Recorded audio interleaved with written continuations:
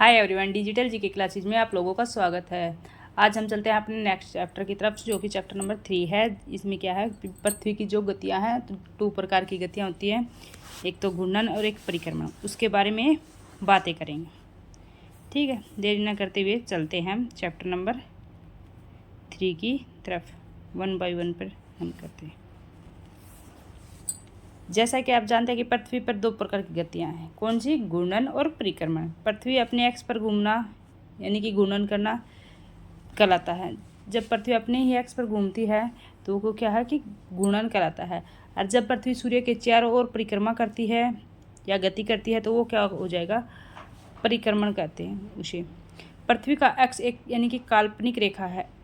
पृथ्वी अपने एक्स पर झुकी हुई है, वो क्या है? एक काल्पनिक रेखा है जो कि कक्षीय सतह से 66.5 डिग्री का कोण बनाती है। कितने का कोण बनाती है? 66.5 डिग्री का कोण बनाती है। वह समतल जो कक्ष के द्वारा बनाया जाता है उसे कक्षीय समतल कहते हैं। पृथ्वी सूर्य से प्रकाश प्राप्त करती है। पृथ्वी का आकार एक गोले के समान है, यानी कि पृथ्वी का आकार आपने बताया था जियोड जैसा है, एक दीर्घवृत्ताकार है। इसलिए एक समय में सिर्फ इसके आधे भाग पर ही क्या है? सूर्य की रोशनी पड़ती है। यानी कि जैसे जैसे आगे पिक्चर में दिखाया गया होगा वो देखते हैं, फिर बाद में बताती हूँ। सूर्य की ओर वाले भाग में दिन रहता है और जो सूर्य के बैक पीछे का साइड रह जाता है पृथ्वी के, वो उसमें क्या है? अंधेरा रहता है, यानी कि रात हो जाती है वहाँ पे। ग्लोब पर यहाँ वर्त 2 दिन और रात को विभाजित करता है। यानी ग्लोब पर जो वर्त है प्रदीप्ति वर्त होता है, जो दिन और रात को डिवाइड करता है। इसे क्या कहते हैं? प्रदीप्ति वर्त कहते हैं। यह वर्त एक्स के साथ नहीं मिलता है, यानी कि जो एक्स है 0 डिग्री अक्षांश, उसके साथ नहीं मिलता है यह वर्त। जैसा कि आप चित्र में दिखाया गया है। पृथ्वी अपने एक्स पर एक चक्कर पूरा करने में कितने टाइम लेती है? 24 घंटे का समय लेती है। घूर्णन के समय काल में पृथ्वी दिन यानी कि जैसे घूर्णन करती है, वन घूर्णन करती है, तो उसका क्या है? एक दिन कहा जाता है उसे। पृथ्वी की दैनिक गति होती है एक चक्कर लगाने पर। देखो भाई, ये दिखाएगा। ये क्या है? पृथ्वी के जो कक्षीय समतल पर लंब, ये लंब डाला गया है, ये कक्षीय समतल है भाई ये। और इस पर जो ये 66.5 डिग्री का कोण बना रही है, ठीक है। कितनी? 23.5 डिग्री पृथ्वी क्या है? अपने एक्स पर झुकी हुई है। 23.5 डिग्री झुकी हुई है भाई अपने एक्स पर। ये कर्क रेखा, विषुवत रेखा, मकर रेखा, ठीक है। ये पृथ्वी का कक्षीय समतल है, ये वाला भाग है जो कक्ष का ऊपर, तो ये 66.5 डिग्री का कोण बनाती है। जबकि एक्स पर कितने % झुकी हुई है 23.5 डिग्री झुकी हुई है। देखो, ये अक्षीय झुकाव और कक्षीय झुकाव 66.5 डिग्री याद रखना, और जो कि अक्षीय झुकाव है वो क्या होगा? 23.5 डिग्री। इसी तरह देख, घूर्णन के कारण जो दिन रात बनती है उसमें प्रदीप्ति वर्त क्या होता है? देखो, ये जो अक्षीय 23.5 डिग्री झुकी हुई है ये एक्स पर, ये वाला, ठीक है।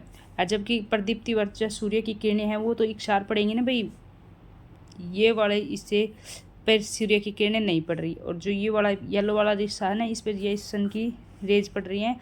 इससे क्या है कि यहाँ पे दिन रहता है और उसके जो पिछले वाले भाग में क्या है? रात रहती है।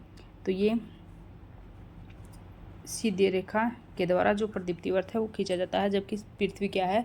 23.5 डिग्री के ऊपर झुकी हुई है, यानी कि जो ये वाला हिस्सा है, देखो जो ये वाला हिस्सा देखो आपको दिख रहा होगा, ये एक्स लिखा हुआ है, ये वाला हिस्सा, ठीक। और इस साइड देखो ये एक्स वाला, और जो इस साइड वाला ये वाला हिस्सा, यहाँ पे 6 महीने तक दिन रहता है और यहाँ पे 6 महीने तक दिन रहता है और यहाँ पे रात रहती है। जैसे ये आएगा यहाँ पे दिन, यहाँ पे जैसे जैसे ये फिरता जाएगा ऐसे ऐसे हो जाएगा, ठीक है। नेक्स्ट पे चलते हैं भाई। अगर पृथ्वी घूर्णन नहीं करे तो क्या होगा?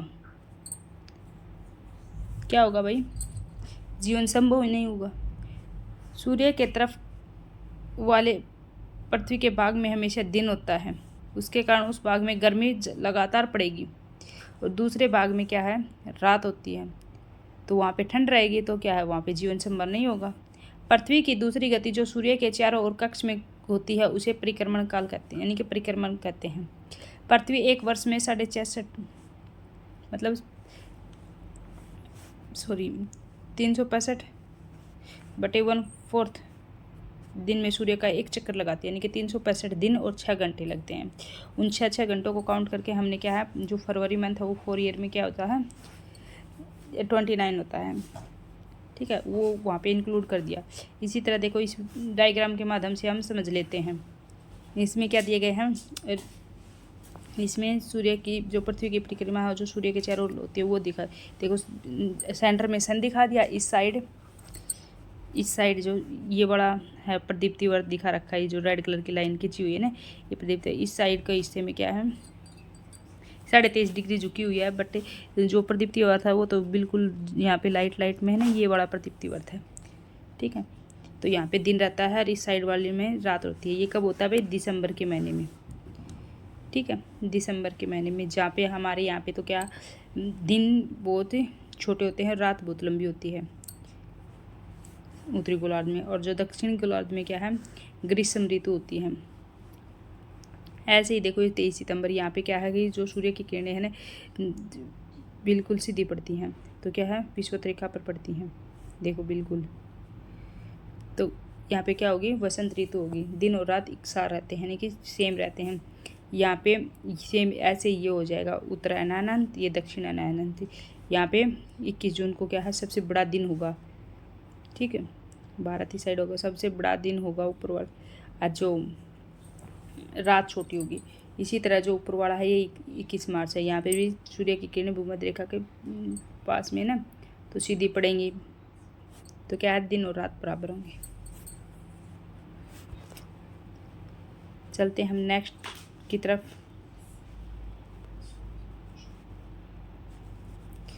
ऐसे जो 29 दिन का होता है, यानी कि 366 दिन पूरे हो जाते हैं, तो वहाँ पे क्या कौन सा वर्ष हो जाता है, वो लीप वर्ष हो जाता है, ठीक है। पृथ्वी दीर्घवृत्ताकार पथ पर सूर्य के चारों ओर चक्कर लगाती है, कौन से वर्त पर, दीर्घवृत्ताकार पथ पर। ध्यान दीजिए कि पृथ्वी पूरे कक्ष में एक ही दिशा में झुकी हुई है, यानी कि एक ही दिशा में झुकी हुई है, यानी कि 23.5 डिग्री पर वह झुकी हुई है। एक वर्ष को गर्मी, सर्दी, वसंत और शरद ऋतुओं में बांटा जाता है, यानी कि एक साल को कितनी ऋतुओं में बांटा जाता है, सर्दी, वसंत ऋतु और ग्रीष्म ऋतु, इन सभी में बांटा जाता है। ऋतुओं में परिवर्तन सूर्य के चारों ओर पृथ्वी की स्थिति में परिवर्तन के कारण होता है। कैसे होता है भाई ऋतुओं में परिवर्तन, पृथ्वी की स्थिति में परिवर्तन के कारण होता है, मतलब कि परिक्रमा करती है जब सूर्य की, तब ऋतुओं में परिवर्तन होता है, ठीक है। नेक्स्ट पे चलते हैं आगे।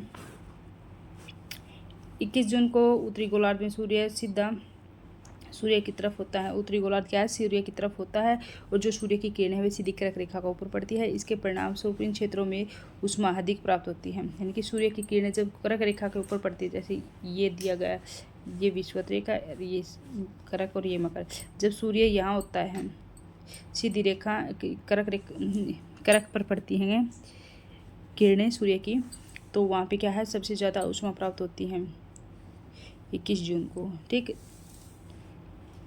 क्योंकि वहाँ सूर्य की किरणें तिरछी, दक्षिणी ध्रुव में वहाँ पे ऊष्मा कम प्राप्त होती है, और ध्रुवों के पास भी कम प्राप्त होती हैं, क्योंकि वहाँ पे दिन जो सूर्य की किरणें वे तिरछी होती हैं और दिन छोटे होते हैं। उत्तर ध्रुव सूर्य की तरफ झुका होता है, यानी कि जो उत्तरी ध्रुव है वो सूर्य की तरफ क्या होता है, झुका होता है कर्क रेखा के टाइप है।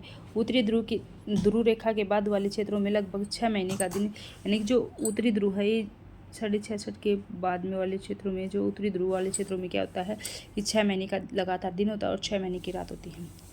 हमें सूर्य की किरणें प्राप्त होती हैं, यानी कि उत्तरी गोलार्ध में बहुत बड़े भाग में सूर्य की किरणें प्राप्त होती हैं, और विषुवत के उत्तरी भाग में गर्मी का मौसम होता है, यानी कि जब सूर्य की किरणें कर्क रेखा पर होती है, तो मेन बात यह है कि भाई ऊपरी जो हिस्सा है वहाँ पे गर्मी होगी, और वहाँ पे ज़्यादातर एरिया में क्या है सन की किरणें पहुँचेगी, और 6 महीने का दिन होगा, यहाँ पे रात नहीं होगी भाई।